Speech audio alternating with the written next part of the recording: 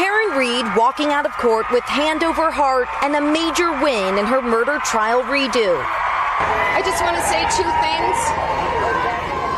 Number one is I could not be standing here without these amazing supporters who have supported me and my team financially and, more importantly, emotionally for almost 4 years. And the second thing I want to say is no one has fought harder for justice for John O'Keefe than I have. What's good, y'all? Welcome back to the channel. Like, share, subscribe, comment. IG, TikTok, bottom of the video, and we're just gonna hop right into it. So today we will be talking about the Karen Read and John O'Keefe case. Now, if you're unfamiliar with those names, Karen Read worked at equity research at Fidelity and also worked as a professor at Bentley University. And John O'Keefe was a Boston police officer. So the reason, obviously we are talking about them today because Karen Read's second trial has came to a close. So let's get into the details. Now, first we'll get into the facts, and then I'll get into like the differences between the first and the second trial. And yeah, so originally, Read is accused of backing into O'Keefe with her Lexus SUV during a winter storm, where he died from blunt force trauma and hypothermia. So they're saying O'Keefe was found at about 6 a.m. in Brian Albert's yard, who is now Albert is a retired Boston police officer, but he had a gathering that day. And O'Keefe was found with 2 black eyes, a deep cut on the back of his head, and right arm.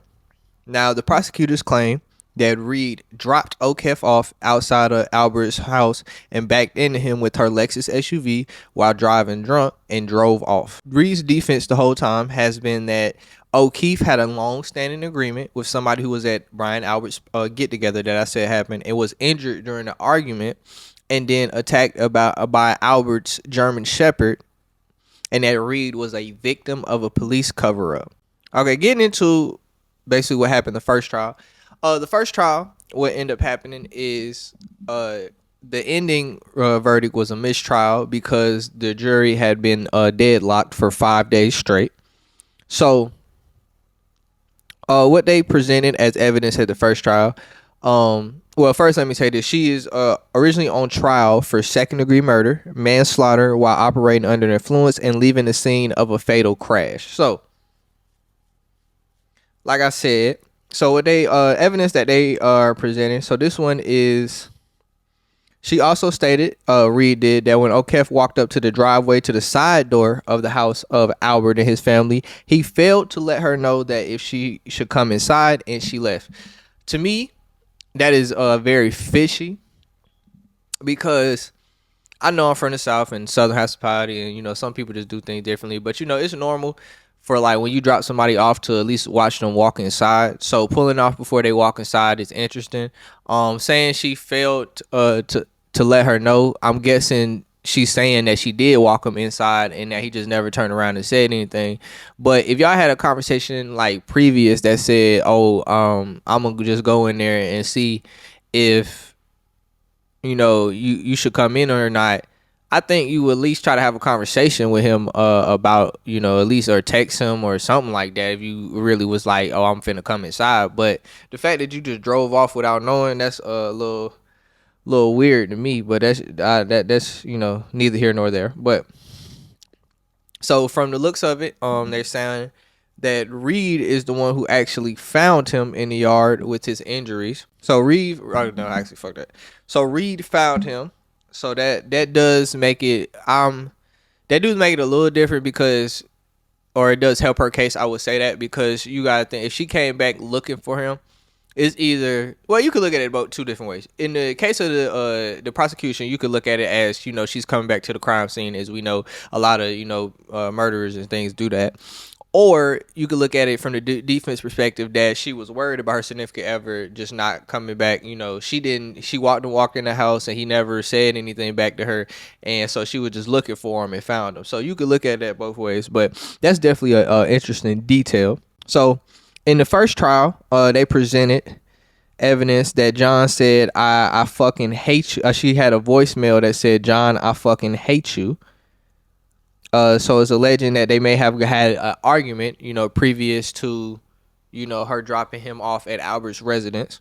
What that's about, we don't know, because that has never been confirmed if they were in an argument, for, especially for the defense's perspective and how the verdict came out. Witnesses alleged that she admitted and said, I hit him. And then a lead investigator, Michael Proctor, was relieved off the case because he sent messages calling Reed out her name and said that she hoped that she offs herself. And they made him read these on the stands. And the defense said that she was biased because he had ties to He was biased because he had ties to Albert. And they also alleged that he planted a broken tail light at the scene. Obviously, the broken tail light would be because she hit something. But if she's saying, for the defense perspective, they, obviously they're saying she never hit him, so it shouldn't be nothing to the car of it. So, and then the defense alleged that she said, did I hit him? And they also said the injuries did not match getting hit by a car, which I felt like was a very interesting point, because they have a point. Because as I said before, the cause of death that they ruled was blunt force trauma to the head and hyperthermia. The hyperthermia is obvious because they're in a winter storm in Massachusetts. That's obvious. But my this part, it was the blunt force trauma to the head. Now, blunt force trauma to the head is definitely possible when you're getting hit by a car, because you get knocked back and your head, hit the ground real hard, real fast. My thing is, how is that the only injury that they discussed? Now, it might not be the cause of death, but that seems to be the only injuries they have really discussed that he had when he was. Well, they said the open rooms to the right arm and the two black eyes, but that's not like they said, that's really not consistent with getting hit by a car. Now, if the only way I can see you getting two black eyes and your arm get hit by a car, if you happen to be squatting down behind the car and get hit. But if you are standing straight up, I would think you would have some leg injuries before, because you feel me, it's gonna go.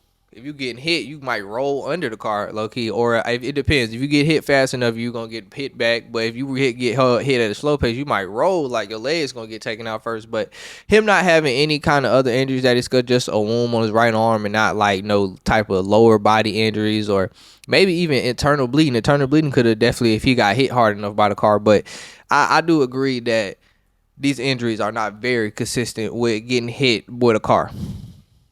So like I said, the first trial ended in a declared mistrial because the jury remained deadlocked for 5 days. So obviously she has to get retrial. So this is the second trial has ended today, and we're going to get into the details on that. So she was at her second trial. They haven't really, it didn't present any much different evidence that we feel is very much important to the case, but she was found not guilty of second-degree murder, manslaughter while operating under the influence, involuntary manslaughter, motor vehicle homicide, and leaving the scene of an accident resulting in death, but she was found guilty of operating under the influence. So, one, she has like a cult following, which is weird to me. Why she has such a big fan base, and why is it such a high profile case? I understand it being a high profile case because she killed a police officer, I guess she walked, so she didn't kill him, but a police officer died. Let me say that. But besides that, she just seemed like she, in the business world, she did great at fidelity, but I don't see why that would cause you to have like a cult following. There's a lot of people who did great in the business world that we have no idea who the fuck they is. So I think that's interesting. Another thing, I just obviously, they can say how, I just don't understand exactly how they proved she was operating under the influence if they're saying she never hit him. I just feel like okay, this sounds crazy saying out loud, but I'm saying, let me explain. I just don't understand how they, ever proved, especially so far away, 3 years removed from it, that, yeah, she was driving under influence. But if they didn't prove the other ones, when it didn't prove that she hit him or anything like that, how could she prove that she was driving drunk that night? And unless they're just saying oh, we know you and him were out drinking together at a point and you drove a car. But then I'm saying, wouldn't they have to test for the blood alcohol and that thing? But then by the time okay, anyway.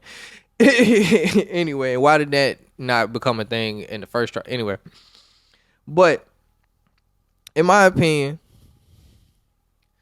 it's a very weird case. Like, I'm very torn this. Usually I'm very objective on whose side, who I think did what and did what. From the injuries, I will say I don't think she did it, but she could have been a victim of a police cover-up because he then retiring, the lead investigator getting thrown off. So it's definitely some signs of there could be some fishy, foul play going on. But that makes me interested. Okay, that makes me interested in what case the jury believed. They voted her not guilty. What story do the jury believe? Because at that point, okay, yeah, you believe she didn't kill him. So how did he die then?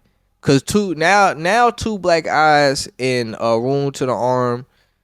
That gives, yeah, he did get hit and beat up by somebody. So are we going to try to prosecute the person? Or are we going to prosecute the person that we think actually did this, if that's the story you're going with? Or are we just going to, let this thing die with her her getting off? So it's definitely an interesting case. The story of her seeing him walk up to the side and then she just leaving after he doesn't say anything, and then getting attacked by the dog does seem far-fetched, but his injuries are very consistent with somebody, beating him to death and him dying in the snow. And then it would make sense for the police cover-up because, well, if it's maybe it might have been another police officer, but as well, it was at a police officer residence, so he don't want any smut with that. And it's also, if it happens at your residence, it kind of looks like, you had something to do with it, so it's a little fishy. But yeah, crazy case. I ain't gonna say it like that. A white woman got off, but I ain't gonna lie. The evidence don't really say she did it exactly. I wouldn't call this another case Anthony. So yeah, that's all I gotta say though. Like, share, subscribe, comment. ID TikTok on the video, and we out.